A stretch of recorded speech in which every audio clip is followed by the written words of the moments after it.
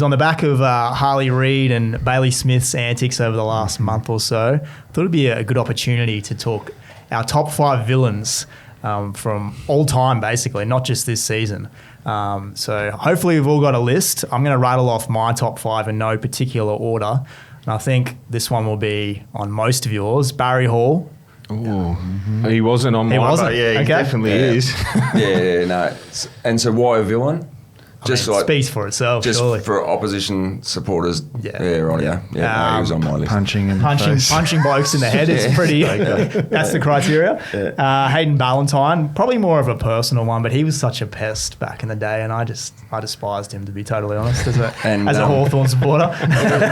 And didn't Matty Scarlett clocked in? Stevie J and then the Geelong boys hated him. Yeah. Yep. Another one, I don't personally feel like this towards him, but Mitch Robinson was disliked by a lot of opposing fans just because of his attitude and some of the stuff he did off the field. And loved by his own fans. Yes, that's true. That's the thing. It's compounded the other way. I think it's important to note that every team needs at least one They do. Oh, you do? Yeah. Brisbane were a better team with Mitch running around. Yeah. Because the opposition are thinking, where is this mad bloke? Added a bit of grunt. Stephen Milne, bit of a no-brainer as well, I think. Yeah. And then finally, Brian Lake, who I think North Melbourne fans will particularly have a problem with on this list. Well, go on. Why? I mean, he left. He choked someone out. Wasn't that against North Melbourne? Did he? Yeah. Ah. Yeah. Brian Lake? Yeah. Did he? Don't you remember that on the ground? No. Hands around the throat. Oh, did he? Yeah. Very fast. So I'm getting old and forgetful. The game's going to other shit. one. You can't track someone anymore. Hands in the back. When he got Scotty Thompson. He did, Headlock and wouldn't let go. Yeah. Speaking of villains, Scotty Thompson's probably one as well. That's a good one, yeah. Rocky, yours? Mine, I had Ballentine as well. Yep. I thought he's definitely one. Just speaking, and I've never seen him play, but I love watching the Mike Sheehan interview. Mark Jacko Jackson. That's another YouTube one you have a look. That was uncomfortable. Well, Mike did well to sit through it. Well, Mike didn't know whether he was going to get punched or not. Yeah. Well, you clue. wouldn't, because he would go on a tangent, and he obviously wanted to get a lot off his chest, and credit to Mike for doing the interview, because I think everyone loves to look back at it and just go, wow. Campbell Brown, I thought was one. Yeah, so I think a lot of opposition teams wouldn't have liked Campbell. Obviously, at Hawthorn, he was instigator. Gold Coast a bit the same. On the books here at Entain Friend too. of the company. Is he? Be careful. Yeah. I don't want to fight you, Campbell. We can arrange Well, obviously, he had a blow up with Stephen May as well. Documented. Stevie Baker. There's a few people who had a blow up with Stephen May. Stevie May. Stevie might find Stephen May could be a villain as well. Yeah, absolutely. Knocked out a couple of players at Brisbane. So Stevie Baker, I think, when he used to do his job. I didn't have Steve Baker down. That's a good one. And I think probably the most now, Collingwood player, Braden Mayard. Oh, of course. I think opposition players, teams, hate him. He gets under the skin. Yeah, I think he tries to. And is it a bit of a fake tough guy at times? Like he'll go and then a bigger bloke will roll in and he'll just go, okay. He plays it really well. And it's easy to be a tough guy these days because you know nothing's going to happen, really. You can get in the face, you can grab a jersey and that's about it. A few jumper punches, that's it, yeah. Until one day someone's going to whack you. I think the punching sort of dropped off in 2004, didn't it? Windburn dropped off. It's just entertainment value. That was it.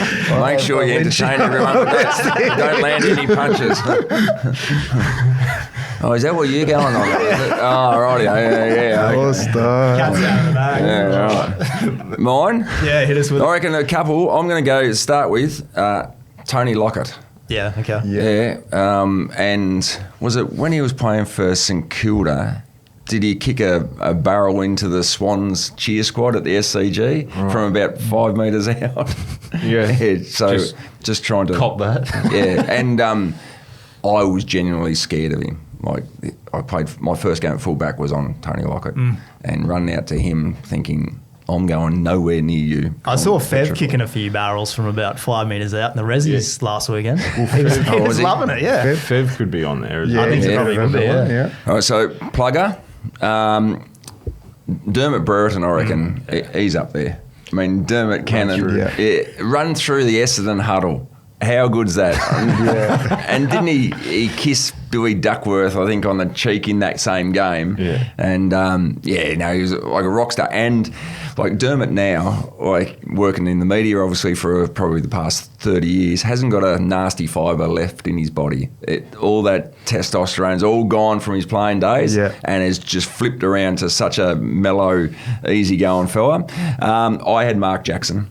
So Mark Jackson, I didn't play against Mark. We nearly crossed over, but Jacko used to infuriate, I think, his teammates sometimes and opposition players. Who else did I have here?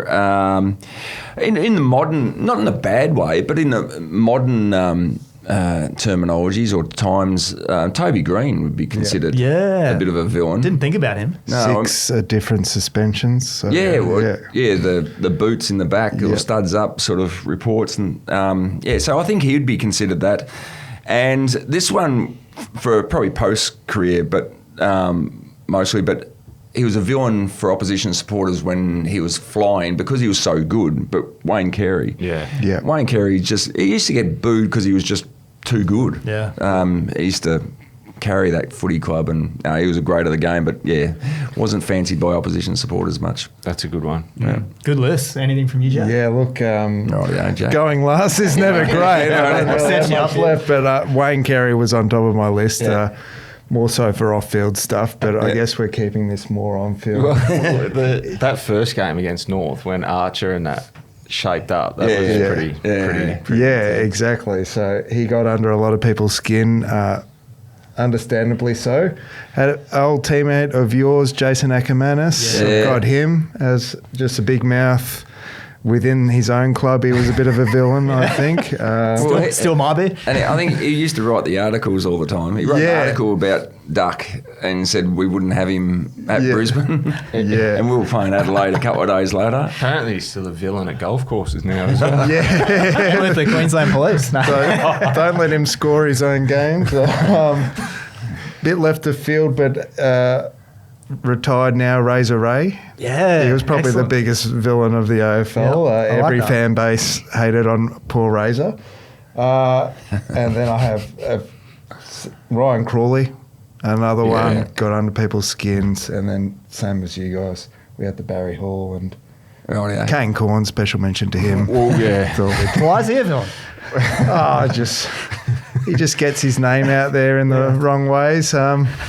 He's got enough. Picks on some. He's already got one. Few scalps, as he likes to say. No, that's a good list. James Sicily, Stiff. I thought he could have been on a few of your lists. Yeah, he could be. He's irrelevant now. So out of form. He's done. No, there's a few good names there. Who else?